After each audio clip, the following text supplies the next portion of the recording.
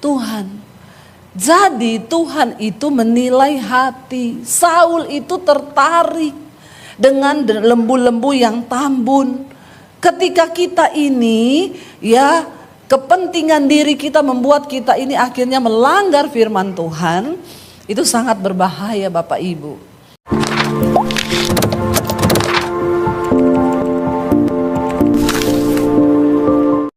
Coba kita baca dulu bersama Matius pasal 21. Mari kita baca bersama. Ini memang panas sekali ya Bapak Ibu ya. Gak apa-apa ya, ini sudah mau kiamat ya, di nerakanya sudah mulai terbuka sedikit ya. Makanya siap-siap bertobatlah. Kita baca Matius 21 mulai ayat yang ke-28. Kita lihat bersama, kita baca secara bergantian ya. Ayat 21, Matius 21 ayat 28. Kita melihat ya apa kata firman Tuhan di sana. Kalau saudara sudah dapat, kita baca ya, ada di sini 1, 2, 3, baca bersama. Ya, tetapi apakah pendapatmu tentang ini? Seorang mempunyai 2 anak laki-laki, ya. Ia pergi kepada anak yang sulung dan berkata, "Anakku, pergi dan bekerjalah hari ini dalam kebun anggur." Ayat yang berikutnya, baca bersama. Jawab anak itu, "Baik Bapa," tetapi ia tidak pergi. Lalu orang itu pergi kepada anak yang kedua dan berkata demikian. Berkata demikian juga, dan anak itu menjawab, "Aku tidak mau." Tetapi kemudian ia menyesal lalu pergi juga. Ayat yang berikutnya, baca bersama 1, 2, 3. Siapakah di antara kedua orang itu yang melakukan kehendak ayahnya? Jawab mereka, "Yang terakhir." Kata Yesus kepada mereka, "Aku berkata kepadamu, sesungguhnya pemungut-pemungut cukai dan perempuan-perempuan sundal akan mendahului kamu masuk ke dalam kerajaan Allah." Sampai di situ saja.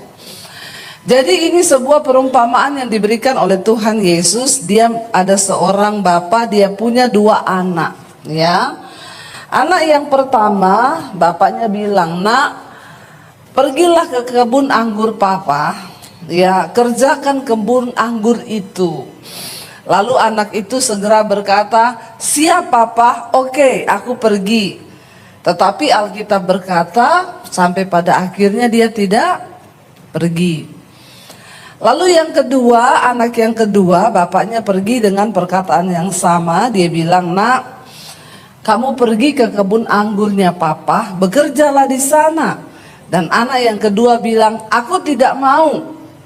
Tapi ketika dia merenung, dia menyesal. Lalu dia bilang, "Aku akan pergi." Dan akhirnya anak yang kedua itu pergi dan dia bekerja di kebun anggur bapaknya.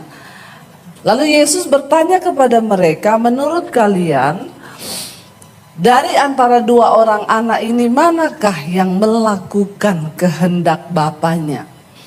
Anak yang pertama yang langsung berkata, "Oke, saya pergi," tapi dia tidak pergi. Atau anak yang kedua yang berkata, "Aku tidak mau papa," tapi akhirnya dia pergi. Mereka menjawab, itu adalah anak yang kedua. Bapak Ibu, ini adalah gambaran dari kekristenan hari-hari ini. Banyak orang berkata, ya, ketika mendengar firman, yes, ya, bahkan mungkin setiap hari Minggu kita duduk di gereja, kita mendengarkan firman, ya, dan kita berkata yes, tapi waktu pulang kita lupakan firman itu, kita tidak melakukan apa-apa. Sebaliknya banyak orang yang mungkin kita lihat di luar sana, mereka nggak ke gereja, mereka hidup dalam dosa. Tapi ketika satu kali Tuhan memanggil mereka, mereka bertobat dan berkata, "Yes Tuhan, aku mau melakukan kehendak-Mu." Kira-kira yang mana yang diselamatkan? Yang duduk di gereja setiap hari Minggu tapi tidak melakukan apa-apa? Atau orang-orang yang ada di luar sana yang akhirnya berkata, ya Tuhan, aku mau bertobat dan aku mau melakukan kehendak-Mu. Yesus berkata kepada mereka, sesungguhnya aku berkata kepadamu, pemungut-pemungut cukai, perempuan-perempuan sundal akan mendahului kamu masuk ke dalam kerajaan Allah. Ayat ini keras bagi setiap kita harusnya ya, dan ini menjadi tamparan bagi kita. Jangan merasa cukup aman dengan engkau duduk di gereja setiap hari Minggu. Ya, jangan merasa cukup aman dengan kita menjadi orang Kristen. Mungkin kita pelayanan. Ya. Saya mau kasih tahu buat setiap kita di sini. Ya, saya lihat penari-penarinya hebat di sini, luar biasa. Tapi kalau engkau menari dan engkau tidak hidup dalam kekudusan, tidak ada apa-apa tarianmu itu bagi Tuhan. Cuma bikin kotor-kotor ibadah saja. Amin. Yang terpenting adalah hidup kita ini yang melayani Tuhan, hidup yang taat kepada firman, hidup yang taat melakukan firman. Ya, jangan bangga loh. Mungkin kita bangga, wah saya tiap minggu itu jadi penari loh di gereja. Maaf anak-anak muda, kalau engkau tidak hidup dalam kekudusan, maka percuma semua yang kau lakukan tiap hari minggu itu. Ya, mending engkau tidak usah pelayanan daripada banyak pukulan. Apa yang dimaksud ayat ini? Ya, lebih baik orang yang ada di luar sana, para pelacur, pemungut cukai yang menurut pandangan kita mereka berdosa. Tapi ketika mereka terima panggilan Tuhan, mereka bertobat lalu berkata, yes Tuhan, aku mau taat. Mereka menangis, mereka tersungkur. Daripada orang yang kelihatannya duduk di gereja begini, tapi yang kepahitan tetap kepahitan. Halo? Nggak usah angkat tangan.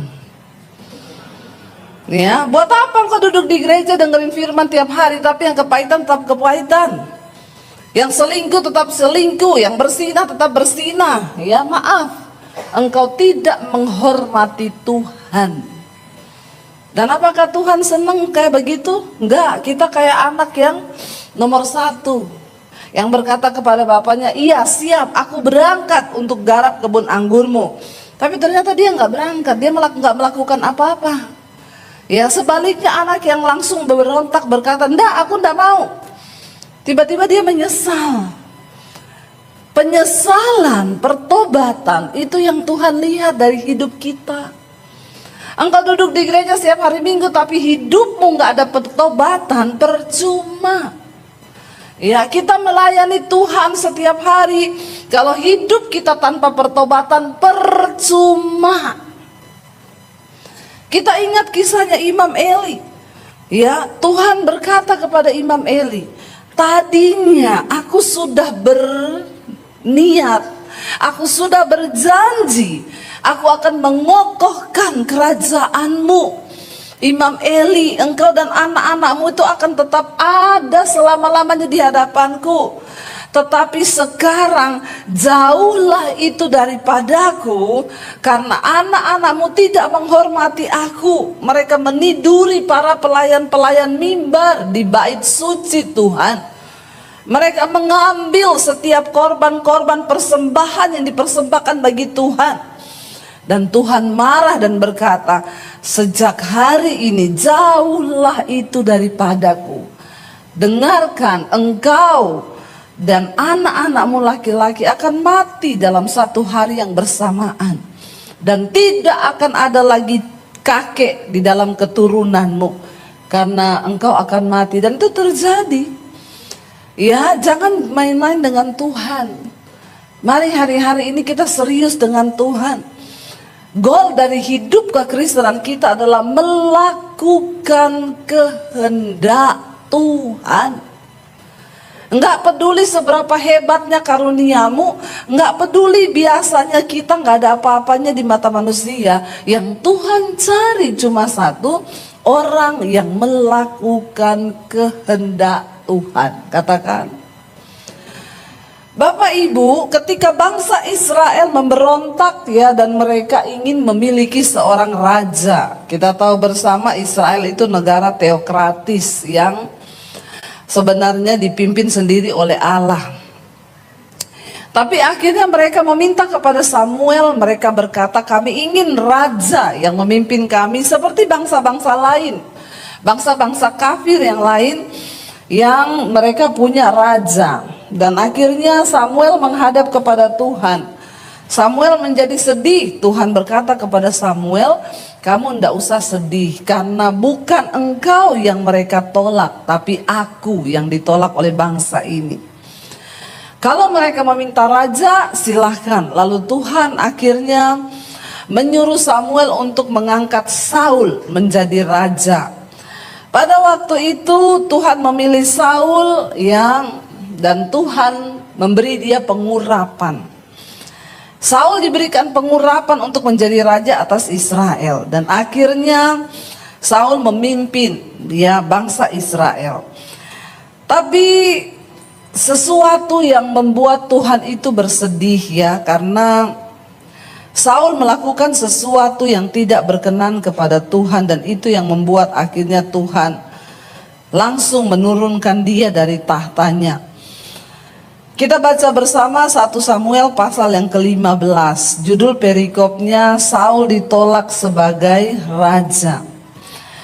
1 Samuel pasal 15, saya akan baca ayat yang pertama, saudara ayat yang kedua kita baca bersama. Agak panjang pembacaan hari ini, tapi nggak apa-apa, kita baca Alkitab soalnya kalau di rumah nggak pada baca Alkitab.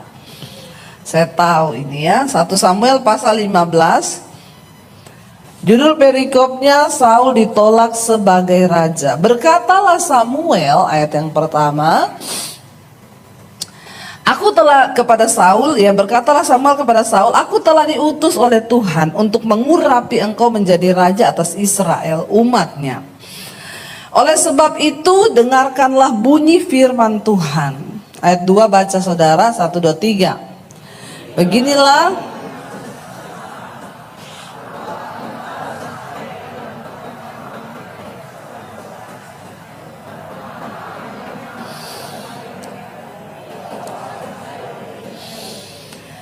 jadi pergilah sekarang, kalahkanlah orang Amalek, tumpaslah segala yang ada padanya, dan janganlah ada belas kasihan kepadanya, bunuhlah semuanya, laki-laki maupun perempuan, anak-anak maupun anak-anak yang menyusu, lembu maupun domba, onta maupun keledai. Kenapa Tuhan menyuruh dibinasakan semua? Karena orang Amalek itu orang yang tidak takut akan Allah.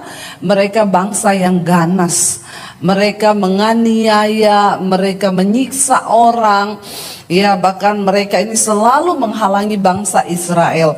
Jadi Tuhan menyuruh pada waktu itu Saul sebagai raja untuk pergi menumpas habis baik semua keledai, onta dan semuanya. Ayat 4 baca bersama, 1, 2, 3. Lalu Saul memanggil rakyat berkumpul dan memeriksa barisan mereka di Telaim. Ada 200.000 orang pasukan berjalan kaki dan 10.000 orang Yehuda. Ayat 5, setelah Saul sampai ke kota orang Amalek, disuruhnyalah orang-orang menghadang di lembah. Berkatalah Saul kepada orang Keni, berangkatlah, menjauhlah, pergilah dari tengah-tengah orang Amalek, supaya jangan kulenyapkan kamu bersama-sama dengan mereka. Bukankah kamu telah menunjukkan persahabatanmu kepada semua orang Israel ketika mereka pergi dari Mesir? Sesudah itu menjauhlah orang Keni dari tengah-tengah orang Amalek. Ayat 7. Saul memukul kala orang Amalek mulai dari Hawilas sampai ke Syur yang di sebelah timur Mesir. Agag raja orang Amalek ditangkapnya hidup-hidup, tetapi segenap rakyatnya ditumpasnya dengan mata pedang. Tetapi Saul dan rakyat itu menyelamatkan Agag dan kambing domba dan lembu-lembu yang terbaik dan tambun. pula anak domba dan segala yang berharga. Tidak mau mereka menumpas semuanya itu, tetapi segala hewan yang tidak berharga dan yang buruk itulah yang ditumpas mereka. Lalu datanglah firman Tuhan kepada Samuel demikian, Aku menyesal karena aku telah menjadikan Saul raja, sebab ia telah berbalik daripada aku dan tidak melaksanakan firman-Ku. Maka sakit hatilah Samuel dan ia berseru-seru kepada Tuhan semalam-malaman. Tuhan sudah berfirman kepada Samuel, kasih tahu kepada Saul, pergi tumpas orang Amalek. Kira-kira kalau Tuhan yang menyuruh dan berkata seperti itu, kira-kira Saul pasti bakal menang atau tidak? Kalau Tuhan yang suruh, pasti menang kan? Bapak Ibu, kalau Tuhan yang suruh kita, ya percayalah bahwa Tuhan yang menyertai, Tuhan yang mengurapi. Saya sering berkata kepada hamba-hamba Tuhan, kepada anak-anak Tuhan, ya saya ini dapat visi dari Tuhan Bu, mau bangun gereja. Kalau kamu mau bangun gereja, Tuhan yang suruh, ndak usah cari-cari dana kanan kiri. Amin. Bingung juga ya kalau Tuhan yang suruh terus nyusahin orang, ya itu Tuhan yang suruh atau lu yang mau? Kalau Tuhan yang suruh, maka pasti Tuhan yang menyediakan. Pasti ada jalannya, tidak usah kita coba tolong Tuhan. Orang Kristen sukanya banyak tolong Tuhan. Kalau Tuhan suruh ya jalan pakai iman. Ya saya suka ketawa kalau ketemu model-model hamba Tuhan, ya nanti datang ngaku-ngaku ngomong bawa suara Tuhan. Ya apalagi ada sekarang di Jakarta hamba Tuhan yang bernubuat, ketemu orang-orang kaya, dia bilang, Bu, Tuhan menyuruh ibu memberkati saya. Siapa yang suruh? Tuhan. Saya pernah di telepon orang dulu gitu, Ibu, tadi malam ibu khotbah di gereja saya kan, saya dapat suara Tuhan waktu ibu lagi khotbah. Tuhan bilang, ya hubungi Bu Debbie, hubungi Bu Debbie.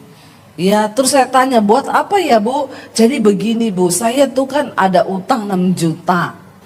Terus saya dengar suara Tuhan, langsung Tuhan suruh saya minta uang sama Ibu Debbie 6 juta. Saya bilang, oh makanya tadi malam juga saya dengar suara Tuhan kenceng. Apa Bu? Tuhan bilang jangan dikasih, jangan dikasih. Bingung gak lu? Ngaku-ngaku bawa suara Tuhan. Ya, dia pikir cuma dia yang bisa dengar suara Tuhan. Saya juga bisa dengar suara Tuhan. Ya, kalau Tuhan yang menyuruh maka pasti Tuhan yang menyertai, Tuhan yang memberi kemenangan. Waktu Tuhan menyuruh Saul maju, maka sudah pasti ya kemenangan itu akan diraih. Makanya Saul maju, tapi Tuhan berfirman, ya semua harus ditumpas, tidak boleh ada yang disisakan. Ketika Saul maju berperang, dia menumpas semua binatang kambing domba yang buruk, yang kurus, yang jelek ditumpas. Tapi yang tambun, yang gendut, kambing domba, yang seger, bahkan harta kekayaan yang lain tidak ditumpas. Lalu Tuhan berfirman kepada Samuel, saat itu juga aku menyesal. Jangan sampai dalam hidup kita ini Tuhan menyesal. Aku menyesal, Tuhan bilang sudah memberkati dia.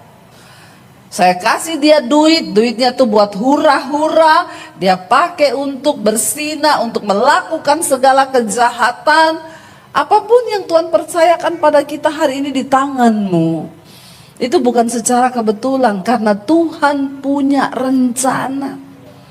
Ya bukan hanya harta, termasuk kesehatan. Kalau Tuhan kasih engkau kesehatan, tubuhmu itu engkau pakai buat apa?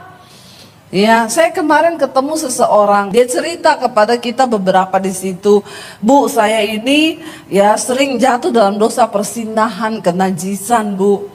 Ya, tapi ya kalau di Morowali begini saya kuat sih, tapi kalau saya sudah pergi ke Jakarta, aduh, sudah masuk di hotel. Ya, aduh, saya pengen lagi begitu. Jadi masih jatuh terus sampai sekarang. Iya, Bu. Ya.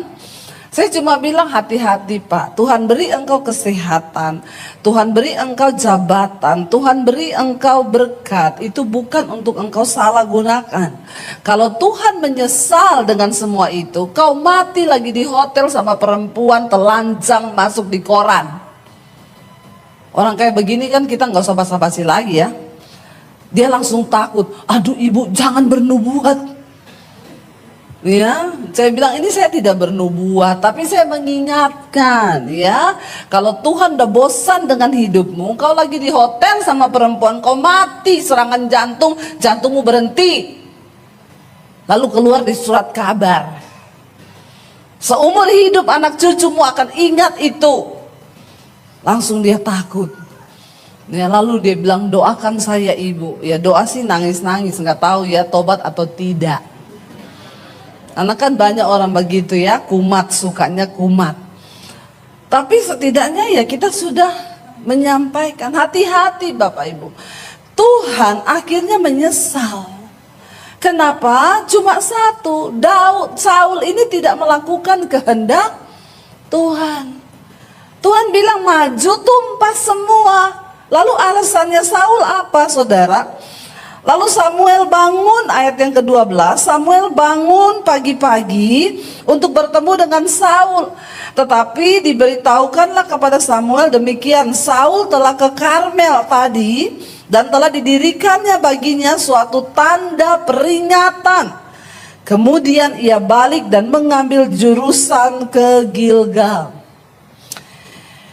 Ayat yang ke-13, ketika Samuel sampai kepada Saul, berkatalah Saul kepadanya, diberkatilah kiranya engkau oleh Tuhan. Aku telah melaksanakan firman Tuhan. Kalau disuruh melakukan firman itu jangan setengah. Ya, jangan Injil separoh. Banyak orang Kristen tuh sekarang ambil yang separohnya aja. Ya, pasti Tuhan memberkati engkau, pasti Tuhan, ya ada yang bilang gini, ada hamba Tuhan bilang gini, saudara jangan sedih sebab Tuhan Yesus ada di pihak kita orang berdosa. Lalu orang-orang berdosa senang berkata yes. Jadi kita mau hidup dalam persinahan, kita mau hidup dalam apa, Yesus di pihak kita. Saya komen di sana, tambahin di pihak orang berdosa yang mau bertobat. Kalau kamu gak mau bertobat ya binasa. Jangan ambil firman tuh sepotong-sepotong. Ya mintalah apa saja engkau kehendaki, maka Tuhan pasti akan memberikannya. Ayat di depannya, jadi kalau engkau tinggal di dalamku dan firmanku tinggal di dalammu, maka mintalah apa saja Tuhan akan memberikan. Tapi syaratnya tinggal di dalamku dan firmanku ada di dalam kamu. Maka mintalah apa saja, itu baru ada terusannya. Alkitab firman Tuhan itu selalu ada sebab dan akibat.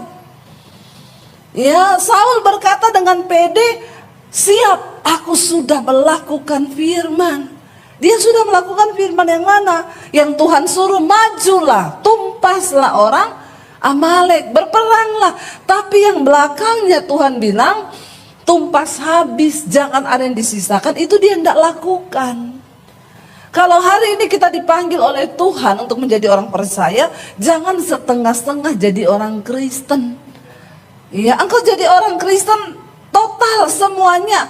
Tuhan suruh mengampuni, ampuni. Jangan kau bilang, nggak bisa, Tuhan tuh terlalu sakit. Kalau soal perpuluhan sih saya taat ya. Tapi soal mengampuni, aduh tunggu dulu ya. Nggak ada, Tuhan begitu. Engkau taat 100%. Supaya jangan seperti Saul, dia berkata kepada Samuel dengan pedenya, ya aku sudah melaksanakan firman Tuhan, ayat 14. Tetapi kata Samuel, kalau begitu, apakah bunyi kambing domba yang sampai ke telingaku ini, dan bunyi lembu-lembu yang kudengar itu? Karena ada suara lembu yang dia bawa jadi jarahan. Jawab Saul, semuanya itu dibawa daripada orang Amalek, sebab ya rakyat menyelamatkan kambing domba dan lembu-lembu yang terbaik dengan maksud untuk apa? Mempersembahkan korban kepada Tuhan Allahmu, tetapi selebihnya kami tumpas. Ini Saul ini kurang ngajar, saudara. Sudah salah pakai alasan lagi. Kenapa kami ambil itu kambing domba, untuk apa? Kami mau persembahkan korban. Alasannya rohani sekali ya. Rohani, banyak hari-hari ini orang tuh pakai alasan rohani. Padahal roh halus. Ya, jangan mau pakai alasan rohani padahal roh halus. Ya, hati-hati. Nggak ada ibu-ibu datang sama saya, Bu, suami saya selingkuh sama janda. Saya suruh dia putus. Dia bilang gini, kamu tahu Alkitab nggak? Yesus berkata, kita ini harus memperhatikan janda-janda, mengasihi janda-janda. Ya, saya bilang, oh luar biasa. Nanti kalau saya tinggalin dia, siapa yang kasih makan dia sama anaknya? Berarti kamu tuh nggak punya kasih. Saya bilang sama ibu itu, bilang sama suamimu, mengasihi janda-janda tua, bukan janda.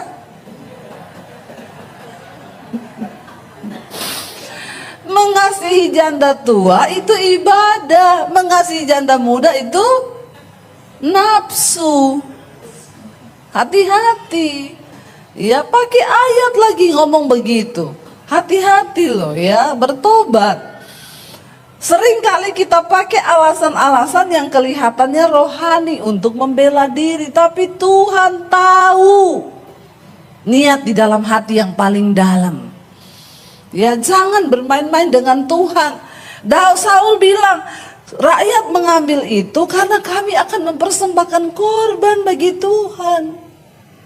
Ya, jangan main-main dengan alasan-alasan yang kelihatannya rohani, padahal itu tidak.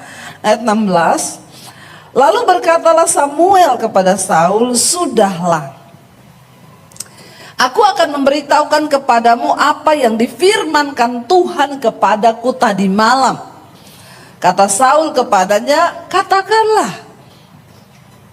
Ayat 17. Sesudah itu berkatalah Samuel, bukankah engkau, walaupun engkau kecil pada pemandanganmu sendiri, telah menjadi kepala atas suku-suku Israel? Dan bukankah Tuhan telah mengurapi engkau menjadi raja atas Israel? Kita tahu ketika Saul dipanggil, Saul berasal dari suku Benyamin, yang terkecil dari semua suku di atas bangsa Israel. Bahkan ketika dia ditunjuk, dia bilang, siapa aku? Aku ini hanya orang yang terkecil dari suku Israel, suku Benyamin. Makanya Samuel mengingatkan lagi, bukankah walaupun engkau kecil pada pemandanganmu sendiri, telah menjadi kepala atas suku-suku Israel? Dan bukankah Tuhan telah mengurapi engkau menjadi raja atas Israel? Ayat 18. Tuhan telah menyuruh engkau pergi dengan pesan, pergilah, tumpaslah orang-orang berdosa itu, yakni orang Amalek, berperanglah melawan mereka sampai engkau membinasakan mereka. Mengapa engkau tidak mendengarkan suara Tuhan? Mengapa engkau mengambil jarahan dan melakukan apa yang jahat di mata Tuhan? Jadi Tuhan itu menilai hati. Saul itu tertarik dengan lembu-lembu yang tambun. Ketika kita ini, ya, kepentingan diri kita membuat kita ini akhirnya melanggar firman Tuhan, itu sangat berbahaya Bapak Ibu. Apapun itu, Kita nih harus mati bagi diri kita supaya kehendak Tuhan bisa terjadi di dalam hidup kita. Itu yang harus kita kerjakan. Lalu kata Saul kepada Samuel, lihat bersama apa alasannya. Aku memang mendengarkan suara Tuhan dan mengikuti jalan yang telah disuruh Tuhan kepadaku. Dan aku membawa Agag, raja orang Amalek. Tetapi orang Amalek itu sendiri telah kutumpas, tapi rajanya enggak, dibawa sama dia. Ya, ayat 21, lihat alasannya Saul. Tetapi rakyat mengambil dari jarahan itu kambing, domba dan lembu-lembu yang terbaik dari yang dikhususkan untuk ditumpas itu, untuk mempersembahkan korban kepada Tuhan Allahmu di Gilgal. Tetapi jawab Samuel, di sana Samuel berkata begini. Baca bersama ayat 22, 1, 2, 3. Tetapi jawab Samuel, apakah Tuhan itu berkenan kepada korban bakaran dan korban sembelihan sama seperti kepada mendengarkan suara Tuhan? Sesungguhnya mendengarkan lebih baik daripada korban sembelihan, memperhatikan lebih baik daripada lemak domba-domba jantan. Tuhan tidak tertarik dengan persembahan korban yang diberi dengan dasar hati yang tidak taat. Kita harus memberi yang terbaik bagi Tuhan. Tapi kalau pemberianmu tidak didasari oleh hidup yang benar di dalam ketaatan kepada Tuhan, maaf, gak ada dampak apa-apa. Banyak orang berpikir waktu dia kasih uang buat pelayanan, dia kasih uang buat gereja, oh itu sudah yang terbaik. Makanya dia buat dosa apa aja sudah aman. Maaf saudara, apapun yang kau lakukan di dalam pelayanan kekristenan tidak akan berdampak apa-apa tanpa ketaatan mendengar suara Tuhan. Amin. Biar semua yang kita lakukan itu berdasarkan ketaatan mendengar suara Tuhan. Sekalipun rasanya itu sakit bagi daging kita, tapi kita mau taat. Ya, walaupun sakit, aku mau taat Tuhan. Aku mau setia Tuhan di dalam segala hal. Ya, apa yang menyakitkan? Mari kita belajar mempersembahkan itu. Asal itu menyenangkan hati Tuhan. Ingat baik-baik, ini adalah ayat yang keras. Sesungguhnya mendengarkan itu lebih baik daripada korban sembelihan. Memperhatikan itu lebih baik daripada domba-domba jantan, daripada lemak. Ya, karena Saul berpikir, ya kalau dia membawa domba-domba yang gemuk buat Tuhan, Tuhan akan senang. Tidak ada yang lebih menyenangkan hati Tuhan. Persembahan apapun tidak bisa engkau gantikan.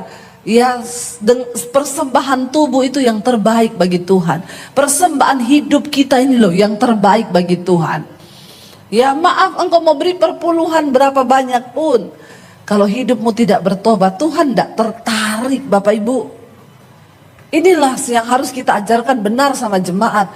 Kadang gembala, pendeta itu cuma mengajarkan, ya beri perpuluhan, beri ini, tapi yang ini tidak diajarkan. Ya makanya banyak jemaat yang binasa. Dia kasih perpuluhan banyak, dia kasih uang banyak ke gereja, tapi hidupnya nggak bertobat, selingkuhnya jalan terus.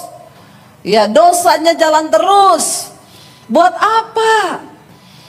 Hari ini Tuhan mengingatkan kita, sesungguhnya mendengar lebih baik daripada korban sembelihan. Ketaatan melakukan kehendak Bapa, itu goal dari kehidupan kekristenan kita. Katakan amin.